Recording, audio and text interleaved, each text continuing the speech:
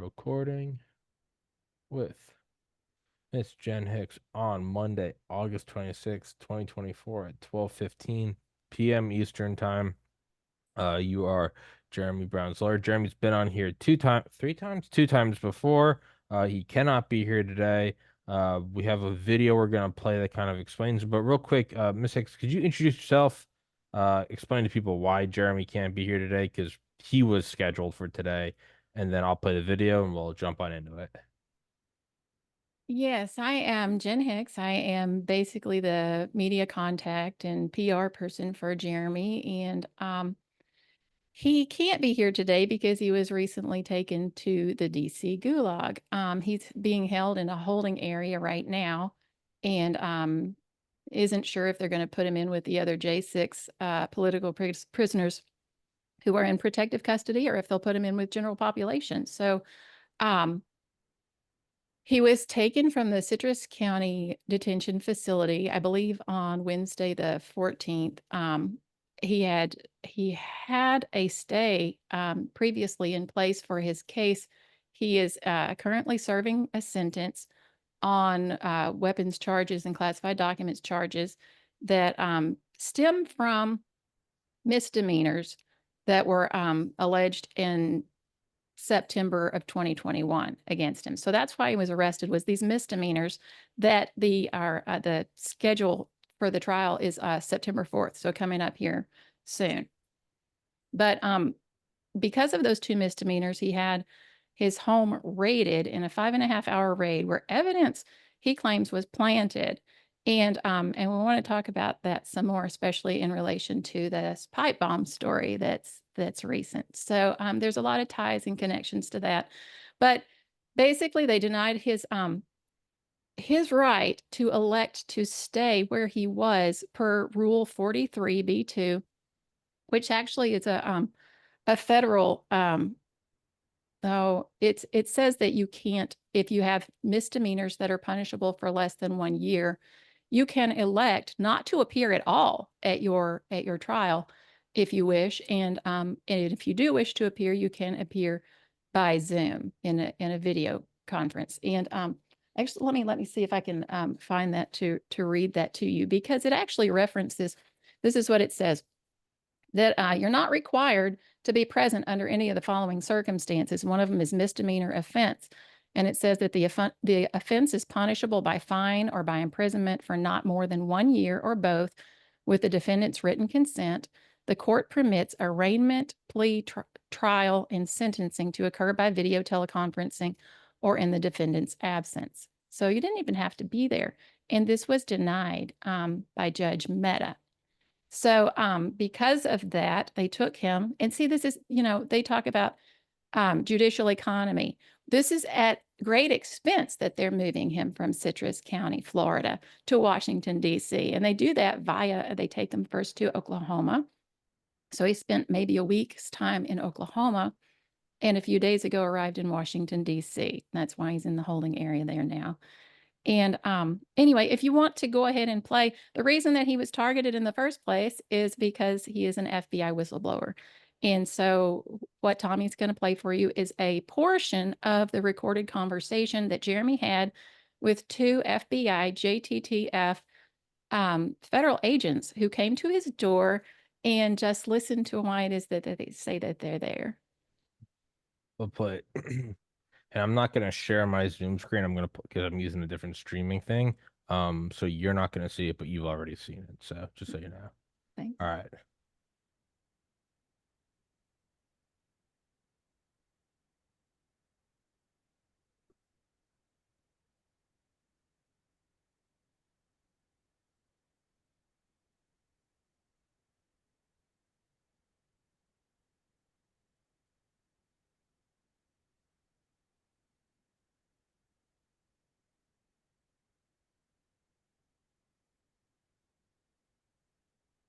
Yeah, FBI. Okay, I noticed that.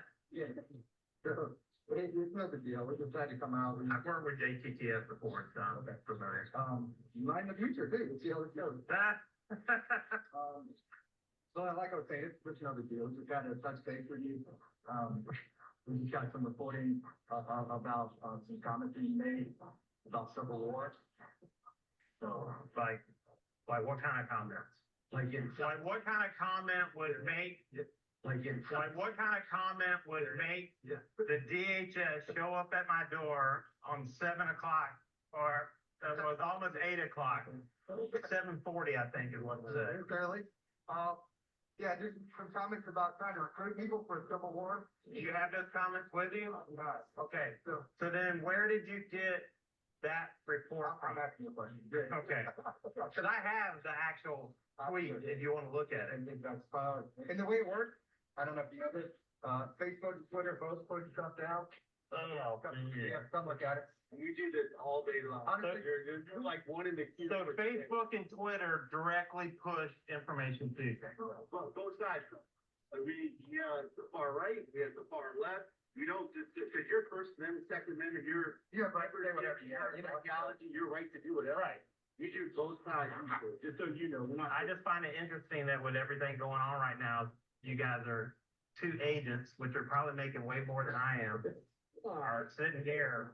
Well, there's a job. Trust me, we had to go on a couple of, and it's, I think it's political climate right now. So obviously, there's things up in the air. You know, obviously, you know, our political league is. Well, about this, you know, I don't. Well, if you would have pulled up the actual tweet, you would have found that there's no mention of that. So I apologize, but Twitter and Facebook have wasted government time.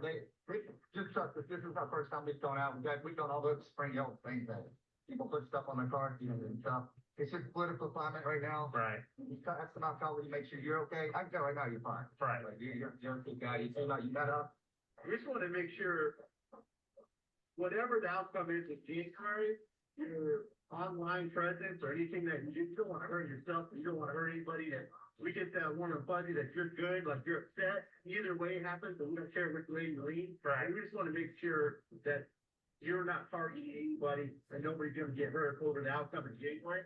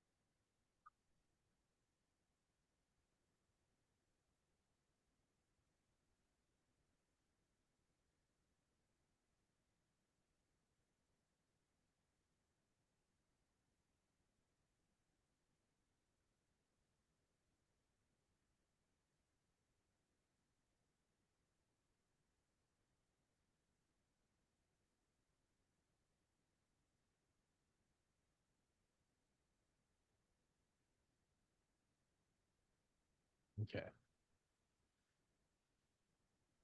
Yeah, what a couple of fuckers. Excuse my French, but I mean, could you expand on that? Absolutely. I should have said even from the beginning that Jeremy is a 20-year Special Forces Master Sergeant, retired from the military, former Green Beret. And so if you go to whoisjeremybrown.com, you can hear the rest of how that conversation went and why they were really there in the first place. So there's just a lot to unpack there. And the reason I like to start with that you know, where it is that this all started is because what Jeremy said, you know, why would two federal agents from the JTTF task force be at anyone's door regarding something that they posted on social media? And that is something that is, you know, kind of a concern, not only here, but globally right now, that we have, you know, government that is targeting individuals over what they post on social media. There's this kind of censorship. And that is something that none of us, regardless of our background, whether we're, you know, former Green Berets or not, we're experiencing. And I want to point that out because when I started posting recently, just in the past week, legal documents to expose what's going on with Jeremy's case and his current legal situation, his free Jeremy Brown account on X, everybody says Elon Musk is so great, but X shut down, suspended that account. I, contacted them multiple times to try to find out. I watched it happen real time, that my, computer screen was, glitching up and everything. And it kind of incrementally happened where I watched, and the number of people that account was following went to 0. Then the number of followers went to 0. Then if you go now and look, there's absolutely nothing there. It won't even show you the picture that's behind me right now was on there, as well as another smaller picture in the circle. There is nothing there. They do not want you to know these things. And so they try to erase them. And this is, like I said, this is from X. All the credit people give Elon Musk for free speech is it's a joke. Okay. And anyway, so there's that. We tried to put an account up on Facebook to share. That immediately was met with restrictions. It hasn't been blocked completely, but you absolutely cannot share on Facebook Jeremy's Give, Send, Go account. So they're blocking not only him getting out his message, but they're also blocking his ability to raise funds to fight, these legal trials that he has, these for his legal defense. They're blocking him from that. And that is one of the things that Jeremy talks about a lot, is how the process is the punishment. And what they try to do is bankrupt you, just basically torment you until you just can't take it anymore. And then you'll accept the plea deal that's offered. And another thing, I have some notes here that I really want to point out with that recording, because I do want people to go and hear it, because Jeremy's case is so complicated that that is the place to start. And it is the place to start to understand why this is so relevant to absolutely every single one of us. It's like when Trump says that they're after you and that he's just standing in the way. The same thing can be said of Jeremy Brown in this case, is that he's, they're picking on him right now. They're coming for you next. And so two federal agents show up to his house. And you know what they say in part of that recording? If you listen to the rest, they say, "We're here to clear your name." Clear your name. So you have to look at, and I think in the part that they showed, they talked about, we don't know if you know the way this works, that Facebook and Twitter push down to us this information. And you really need to listen to what they say, because that sort of implies that there's sort of hierarchy where our own federal, these JTTF agents are somehow, it's being pushed down to them, not pushed up. I mean, what are they saying exactly? Is that just a Freudian thing or what? But the fact that it's happening at all is a problem. That this kind of surveillance of your communications is happening at all. And in the case of Jeremy, it wasn't even real communications. If you listen to the rest of that conversation, you'll hear that they didn't even have what they said that they had, when they went there. They didn't have anything that would point to him trying to recruit people for civil war. So it was just, a premise so that they could go there and ask him if he would like to be a confidential human source, to spy on law-abiding citizens. And this was prior to January 6th, which you can hear in that segment that was played, in case there's something happening in January, right? What's coming up in January.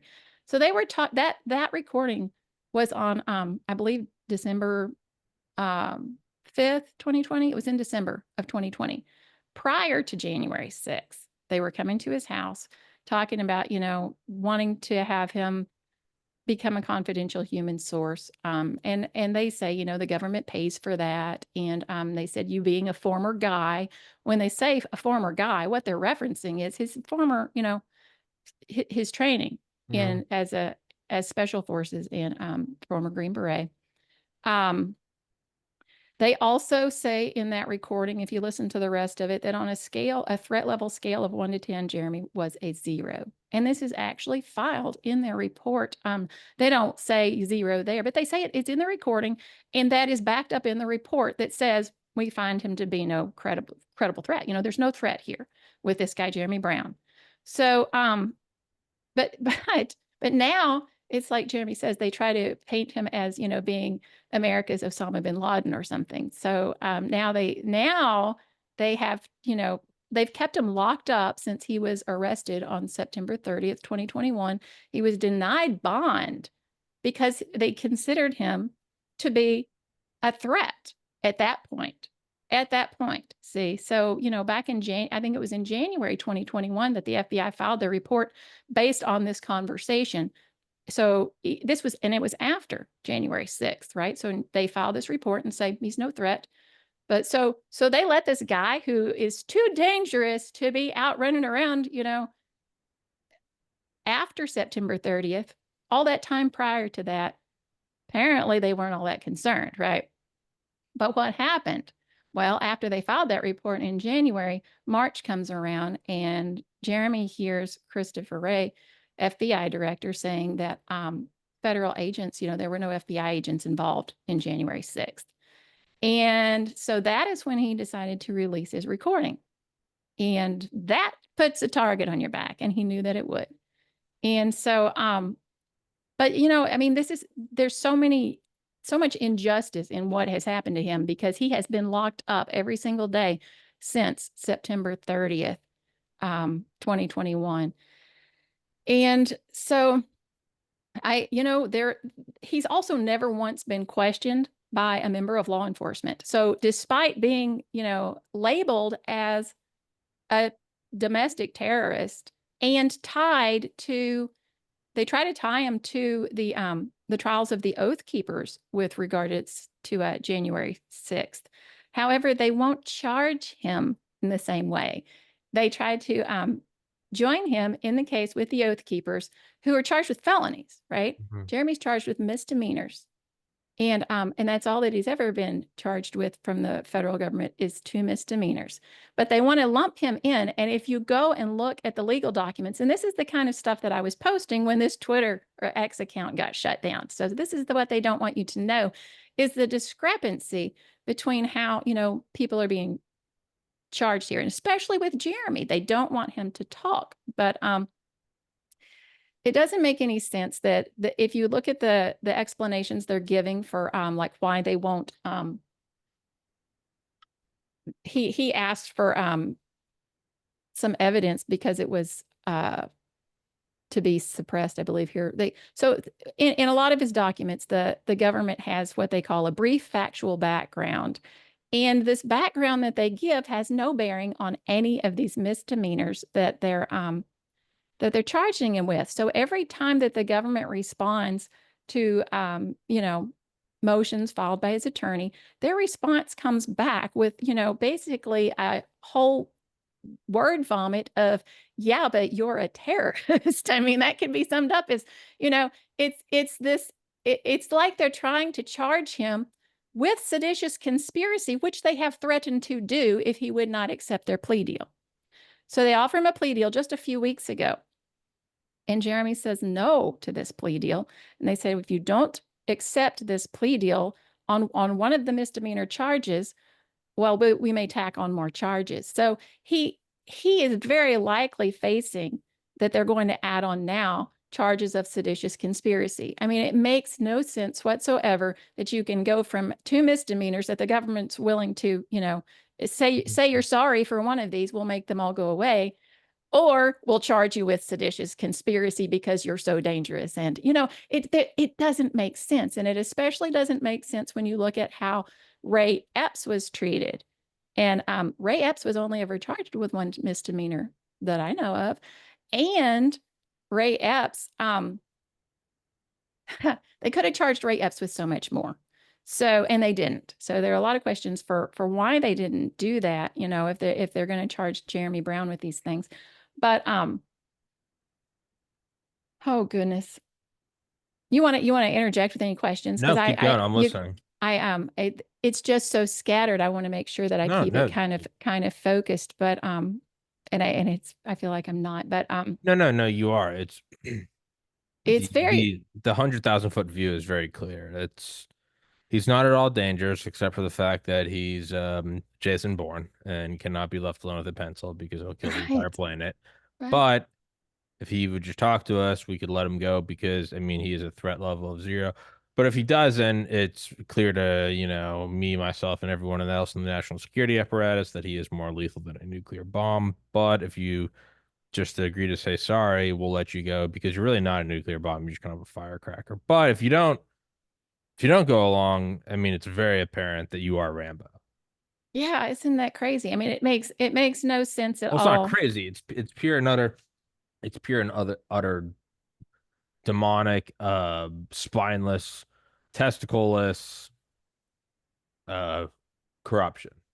It is corruption. It is corruption. And it shows the weaponization of our government, the weaponization of our judicial system, and that there are multiple tiers of justice in our country, and that are being applied. And so one of the things that I also want to point out is that when I read to you, and one of the reasons that I specifically wanted to read to you the 43B2, what's involved in that, and why Jeremy, should have been elected to have his trial by Zoom. It says that the court permits arraignment, plea, trial, and sentencing to occur by video teleconferencing. And they did grant Ray Epps a video conference for his sentencing. So, it's just another instance of different sets of rules for, for whoever they choose to target.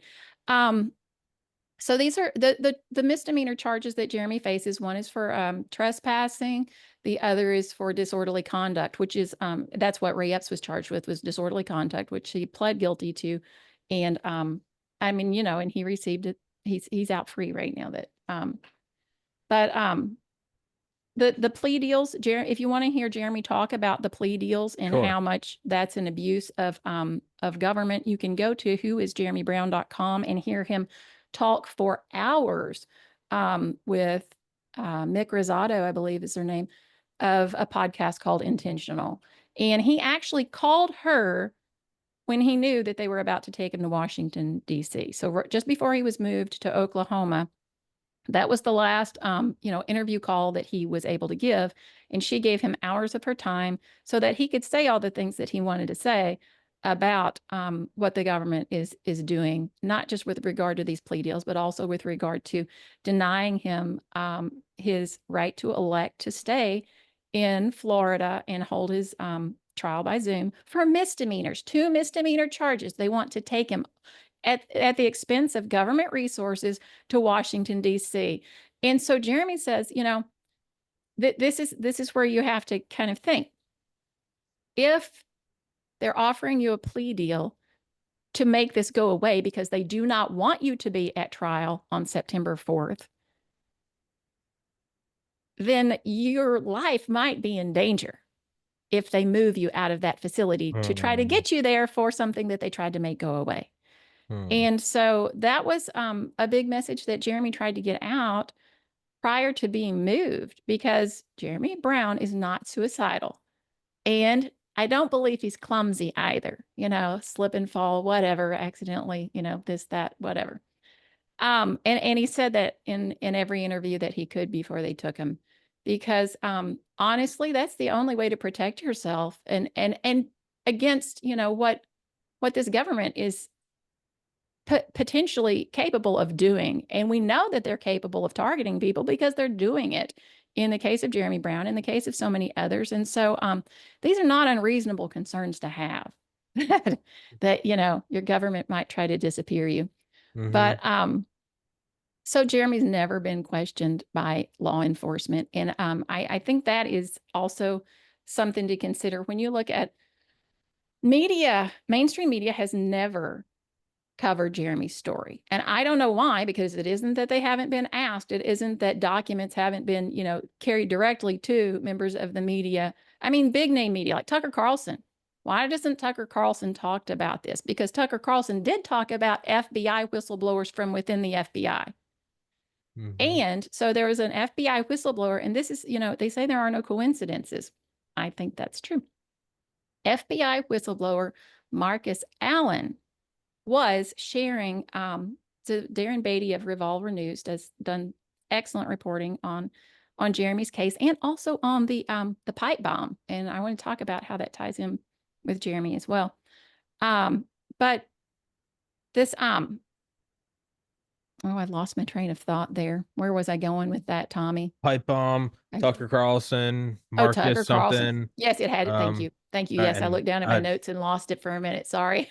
I don't drink coffee. I do consume caffeine. I got some coffee from my parents, and they stayed here and they didn't drink it. So now I have all this coffee. I don't want to go to waste. So I guess I need some because I'm I'm losing my train of thought no, here. I'm just crushing Starbucks. But what? Yeah, thanks for getting me back on track. Mhm. So it has you with Tucker Carlson interviewing these FBI whistleblowers from within the FBI who had been targeted. They had a security clearance pulled. Marcus Allen was one of these whistleblowers.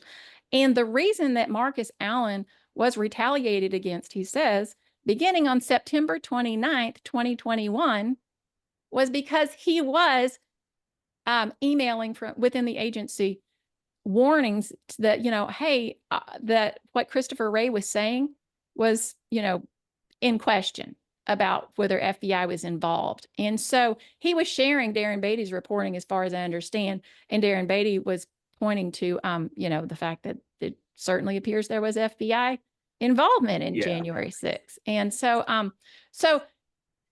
this FBI agent, Marcus Allen, was saying the exact same things, basically, that Jeremy was pointing to, with regard to what Christopher Wray was saying, is that the American people are not being told the truth. And so what happens September 29th, the same day that Marcus Allen is retaliated against? Well, that's the day, coincidentally or not, that the warrant was issued for Jeremy Brown for 2 misdemeanor charges. I can't make that connection actually happen, but Sure. but you just have to say, why was it that day that they issued that warrant? I ask that question. I ask others to ask that question. I think it's, like no coincidences, right? But it just makes you wonder what was going on within the FBI that day, because, like we said, they waited as long as they did. And this is something that was brought up in opposition to Jeremy's request to stay in Florida. They said, no, we got to basically move you on because we don't want to delay anything. You know what I mean? We've got to move. We got to move. We don't want to delay. We can't let you stay in Florida. You've been here for 3 years, but right. Time is of the essence. Right. So the time never matters for them with regard to when they issue their warrants or whatever. So why did they do it on September 29th, 2021, the same day that FBI agent Marcus Allen was retaliated against? I don't know if there's a connection there or not, but it does just make you wonder why they picked that day to do it. And but it was September 29th, 2021 marks a day that 2 FBI whistleblowers that were saying the same thing were retaliated against. Now, in the case of Marcus Allen, he has since had the FBI say, okay, we're backing off. We're not going to challenge this anymore. After, I don't remember how many months it was, 28 months, 27 months. It was a long time that he was denied pay because he didn't have a security clearance, Marcus Allen. And they gave it all back to him. They gave him back his security clearance. They gave him back his back pay. So, why did they do that? Why did they back away from that, right? Because they had previously called Marcus Allen disloyal to the United States of America, right? So for saying the same things that essentially Jeremy Brown was saying. What happened there? And that was only a few months ago, actually, that Tucker Carlson reported on that. And I had previously, before he reported on that, been contacting him, asking him, and pointing out this same date, not that, I can make that connection, but there's a discrepancy there, right? Obviously, the FBI is willing to concede in the case of Marcus Allen, okay, you can say those things. We're still going to give you back your security clearance. We're still going to, reinstate all of your back pay. But look at what they're doing to Jeremy Brown for saying the same things, right? But it's a little different because Jeremy's got the recording of them and they came to try to recruit him. But the fix has been in, I think, against Jeremy by the federal government since he released that recording. And if you look at the legal documents, it's really hard to argue that this isn't a targeting of him, a deliberate targeting of him. And I mean, he's being denied all of his rights. We're, like I said, using government resources in instances that should never have to occur. He could have had this by Zoom. I mean, my God, where's COVID when you need it? You know what I mean? I mean, if there was a global pandemic right now, then everybody would be doing everything by Zoom because that's what we did. But it's, yeah, no rhyme or reason to it except for the fact that they want him to be targeted for that. So with regard to I had another note here that I wanted to cover and had to do with the pipe bomb Yeah. that's in the news recently. Let me find where I put that. What happened with that? Or what is that?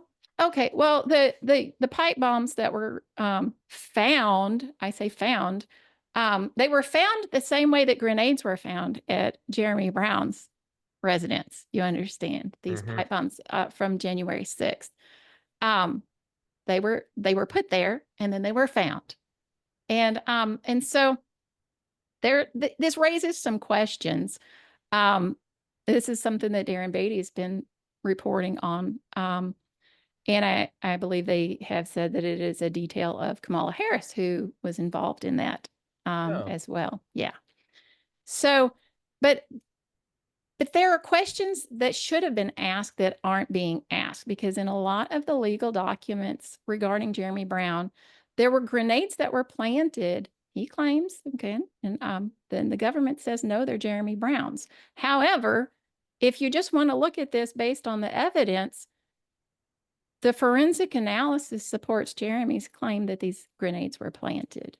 And so there's no fingerprints of Jeremy Brown's on there, no DNA of Jeremy Brown's on there. There is pet hair on there that doesn't belong to Jeremy Brown's dogs. It's been tested. And there are carpet fibers that don't belong to any, you know, they took vacuum samples from his home, from his RV. No matches that tie these grenades in any way at all to Jeremy Brown. Okay. And, but, you know, so we have that. And we also have the government still claiming that he's essentially a domestic terrorist. And that this is the evidence. They want to use all of this stuff that points towards what they believe is a story that they have fabricated. And they almost even say that, you know, this is how we're going to tell this story about Jeremy Brown for 2 misdemeanor charges, right? That have absolutely nothing to do with the felonies or seditious conspiracy kinds of things that they're tried to tie him to all along. And they still try to tie him to those, you know, that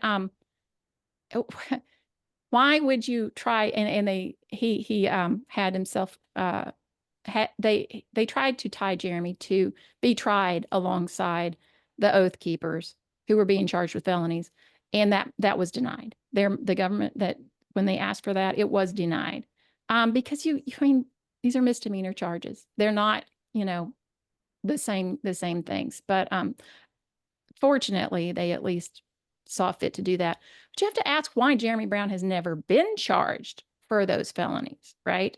Because the kind of evidence that they bring, or evidence, whatever, is the arguments that they make in these motions. I'm not a lawyer, so I'm probably saying all kinds of stuff wrong. You know, I'm a law school dropout from years ago. I left in my first semester because I saw that they were not teaching people how to follow the law, but how to circumvent it. So, you know, but it doesn't take an attorney to look through these legal documents and know that this is wrong, what's happening, you know, at the hands of our government. But there was DNA evidence of 2 other people on the grenades.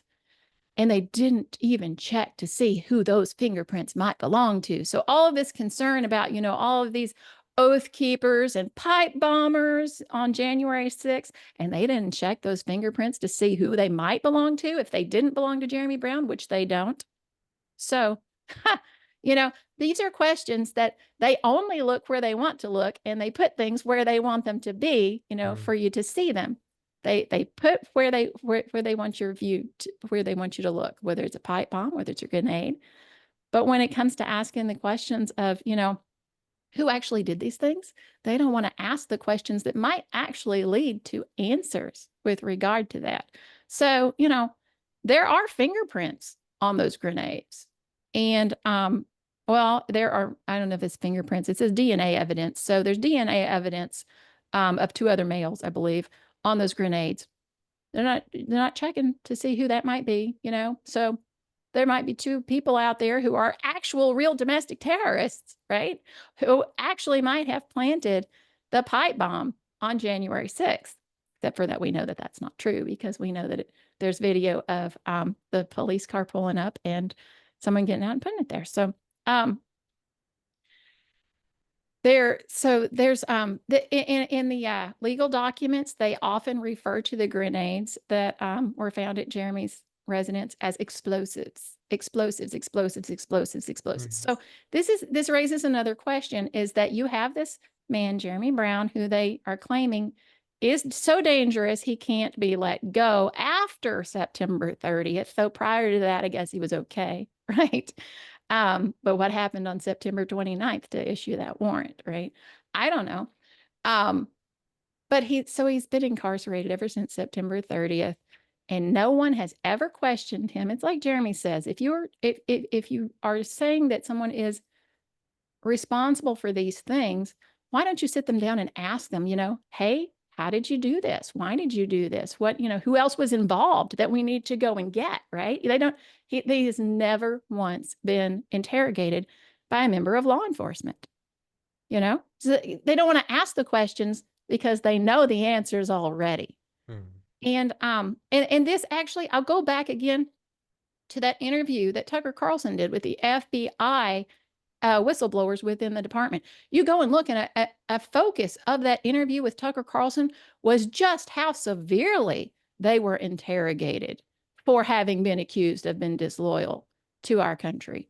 They were asked, did you take the shot? How do you feel about abortion? Things like that, right? I mean, they really asked them a lot of questions, but they don't ask Jeremy Brown a single one.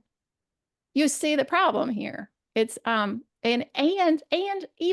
even as big of a problem as that is the fact that Tucker Carlson won't tell you who Jeremy Brown is, right? No, and it's not just Tucker Carlson, it's all of them, right? But I say him because he is someone who did report on those FBI whistleblowers within the agency. Like I said, Darren Beatty has been done the most reporting that I know of on this. I don't believe he's reported on Jeremy probably since 2023. He should. I hope that he will. But this is, there are a lot of updates with Jeremy's case, and they all point to him being targeted. And I don't know what else to tell you. There's, you want to ask any questions? I do have. No, I'm listening. I'm enjoying. Keep going. It's a good stream of consciousness. Well, it's not. I don't know where else to go without getting too deep into everything. So, but Jeremy's, yeah, go ahead. How come they're moving him? What is the significance of? I mean, I'm so glad you asked that. I'm so glad you asked that, because whatever the stated reason is, regardless of how accurate or bullshit it is, what is their stated reason for why they're moving him? Because the judge needs to see his face when he stands for trial. I kid you not.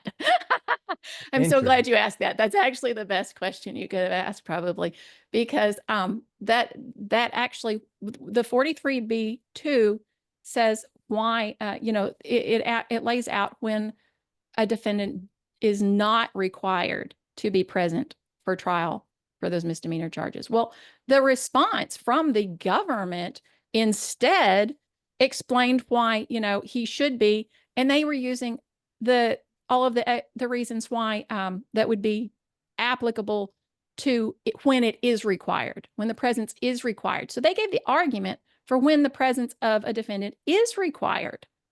And they talked about, a jury needing to be able to see the demeanor, that, we can't not have that opportunity for the jury to see the demeanor. Well, Jeremy's September 4th trial is a bench trial. That means there is no jury. There's just the judge.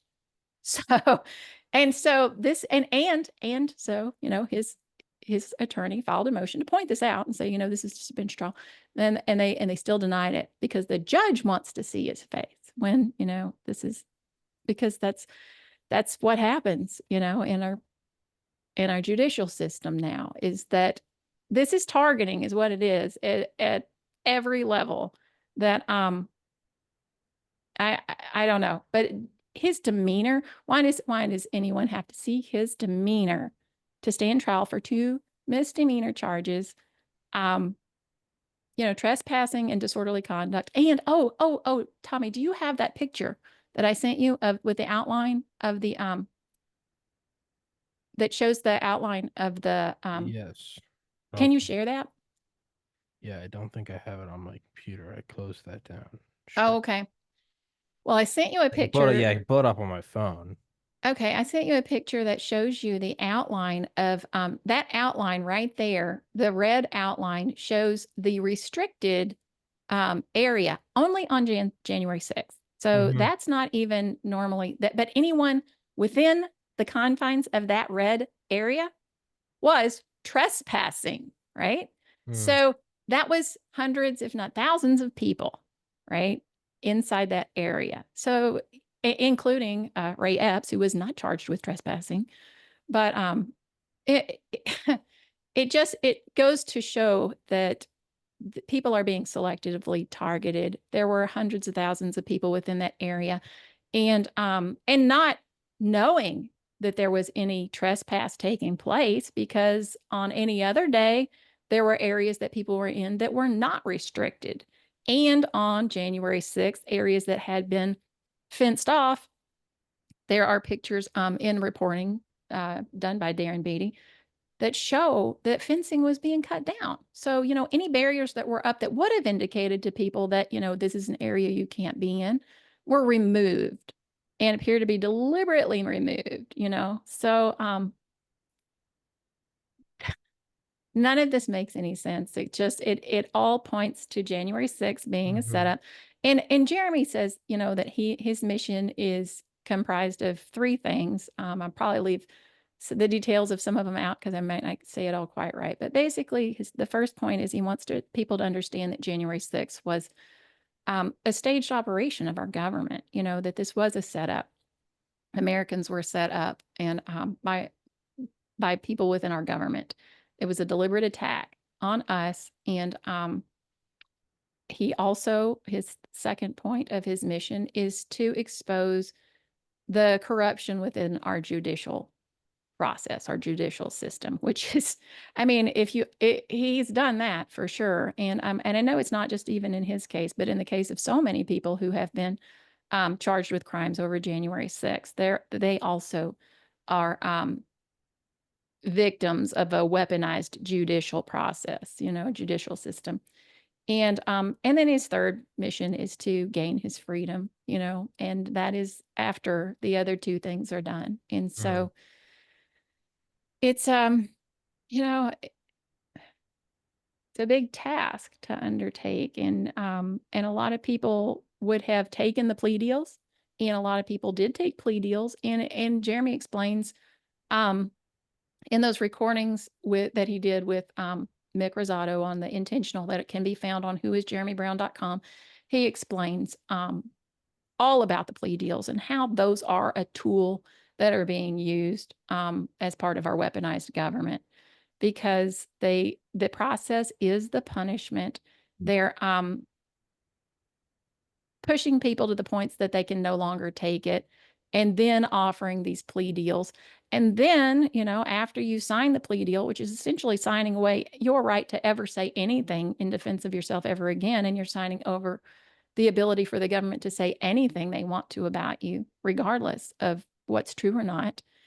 And I mean, there's no good deal at all involved in Mhm. that. But there are people who run out of financial resources to continue to fight. And I mean, Jeremy's in a position right now too, where his legal defense funds are being depleted at a rapid rate. You know, I mean, that is a real problem. And it is something that pushes people to accept these plea deals. And I mean, the plea deals aren't a generous offer. They're a punishment. Yeah. A punishment that just, and it hangs over your head forever, because then Forever. you have those plea deals after people were punished, tortured, incarcerated unjustly, are what gave Biden the ability to go out and say, well, we have this hundreds of people who admitted they were guilty in this insurrection that took place on January 6th, were you going to say something? No, I'm just, No.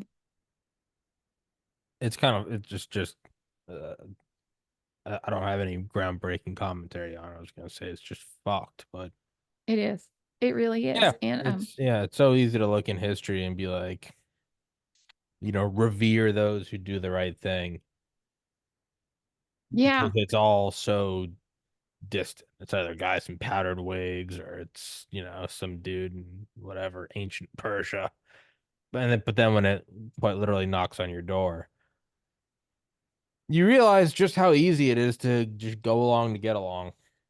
Well, it is here. And that's what people need to understand, is that Yeah. it is here. It has been happening, and has been happening, for the last several years. Yeah. And I see people post on social media that, this is coming to our country next, things that are going on in other countries. And they Look at need the to UK. It's understand. coming here. It's like, dude, this has That's been here for that's half a exactly right. decade. That's right. But that's what they need to understand, is that it's not coming here. It is here. It has been here. And I would encourage everyone to go to whoisjeremybrown.com. And I think there's the articles and videos section. There is a message from Jeremy just before they moved him from Oklahoma to the DC Gulag. Mm-hmm. And it's a very heartfelt message where he's talking about how he sort of feels abandoned by the American people in a way. But that I don't know that he uses that word abandoned, but he talks about, where he believed that when he decided to stand up to the government and not accept these plea deals, and to use this process of punishment and allow them to do these things to him, to expose the corruption that is within our judicial system, which is, I mean, it's not subtle, right? It's not subtle, but no one is paying attention to it. And so you have, an American hero who has been incarcerated unjustly on 2 misdemeanor charges, which is where this began, right? He's not committed any violence, Yeah. right? There's nothing. I mean, that's even in the worst case scenario, what they're charging him with is that you were standing in the wrong place at the wrong time and you didn't move fast enough when you were asked to move. So even if they said, yes, you're guilty of those things, that's the extent of, the evil of the potential that the government says is Jeremy Brown, except when you look at the case that they try to lay out against him, which is essentially the same case they laid out of, those who were charged with seditious conspiracy, which is what they promised to lodge at Jeremy Brown if he didn't accept the plea deal on the misdemeanor that they offered him. And that was just recently, that they offered that. So they didn't offer a plea deal until he had been incarcerated for over 1,000 days, right? So 3.5 years after January 6th, then they offer the plea deal that says, well, just say you're sorry, say you're guilty of this one, trespassing charge, that you were standing in the wrong place at the wrong time. We'll forget the rest, that it's going to be done. And it's so unjust what they're doing. And people need to understand that it is here. And why aren't we more aware of it? Why aren't we more involved and active in resistance? We're pushing back against it, because I'll tell you something interesting. Well, I think I with regard to all of this being centered around Oath Keepers group and what the government has tried to do to portray Oath Keepers, I mean, Oath Keepers, just listen to the words, Oath Keepers, and look at what the narratives have tried to make people, where your mind goes because of the news. When you hear the word Oath Keepers, there are a lot of people who kind of recoil at that. That should not be the case. I mean, this is what January 6th was designed to do, is to make you hear those words and recoil in fear of being associated with them. And I say that as someone who was involved in, I was a state leader in Nebraska for a group called People's Rights. And that is an Ammon Bundy national group. Also lumped in, by our federal government, right alongside with Oath Keepers, try to share peoplesrights.org on Facebook. And it's just like the Jeremy Brown Gibson Go account. You can't share it on Facebook. You can't share it on Messenger because those are bad, right? And then it goes right back to people's rights. You know what I mean? What's so offensive about people's rights? And the motto of people's rights is claim, use, defend. And the emphasis on that is claim, that you have to claim your rights to be able to use them and defend them.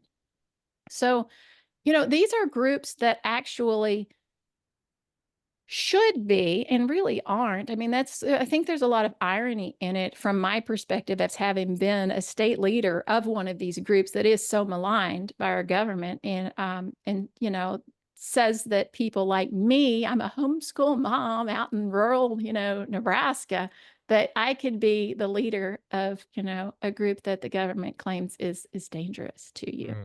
Because I believe that people should have rights and that, communities should come together and support each other in defense of that. And so there's just such a huge distortion because the irony is that I stepped down as that role as a state leader in people's rights because I was so disappointed that people wouldn't do anything. Isn't that the irony though, is that they tell you that these groups are so, gung-ho going to go out there and do all these things. And I left and the homeschool mom in Peru, Nebraska stepped down because they wouldn't do enough. And all I was asking was basically for them to get involved, to, go and speak to local government, to participate in protests, to do nothing more than civil disobedience actions. There was never any talk of violence, I mean, not from me for sure. And, I mean, these are the things that we need to do to avoid getting to the point of violence. And they're deterring Americans from, assembling in those ways. They want you to be afraid to assemble. They want you to be afraid to go to your state capital or to your nation's capital, because heaven forbid you might be in the wrong place at the wrong time and get charged with trespassing. And you didn't even know that you were, and then the next thing you could be hit with seditious conspiracy charges. So I don't know. It's quite an escalation. It is. And I don't mean to wrap it up abruptly. I just looked at the clock, realized I'm late for my next show because I'm an idiot. Oh, you go. I think I've said plenty. But, I will text you this episode, guys. Please go in the description. You can please go to the websites to support Mr. Brown. I will text this episode to you. I'd love to have you on again for updates on Jeremy. Yeah, thank you so much. That was Thank perfect. you, Tommy. This is my first time doing this. I was about to say, you kept you did your top 1%. You filled that's impressive. You filled the hour. You kept my attention. It was engaging. Hey, for whatever it's worth, I know it's a serious topic, but on a lighter note, I give you passing flying I colors. appreciate Straight that. A. And I appreciate that. I appreciate the opportunity, and any of your viewers and listeners, if they would please, if they're able, support Jeremy Brown, and they can do that by sharing the videos. If you post that, with this links to that, share information from whoisjeremybrown.com. And if you're able to contribute financially to his legal defense, like I said, they're trying to suppress his ability to raise funds for that as well. Yeah. And you can find ways to do that on the whoisjeremybrown.com. Yes, ma'am. I will text you this link. I would love to have you on again. And please, we'll do an update episode. And also, please just keep me updated. I sure will. Thank you. Right. Thank you so much for your time. Guys, please go in the description. Please go to the links. Please support Mr. Brown. And I'll end with maybe one of my favorite quotes. And it's, their propaganda wouldn't be necessary if the situation was hopeless. So there's a reason they're doing all of this. And it's not coming from a place of strength. You don't do this if you're not confident. And they're not confident. So with that, and with the grace of God, we're going to win. So Ms. Hicks, thank you so much. And really, thank you so much for your time. Guys, please go to the description. Please go support Mr. Brown. And I will see you next time. Thanks. All right. Thank you so much, guys. Thank you for watching.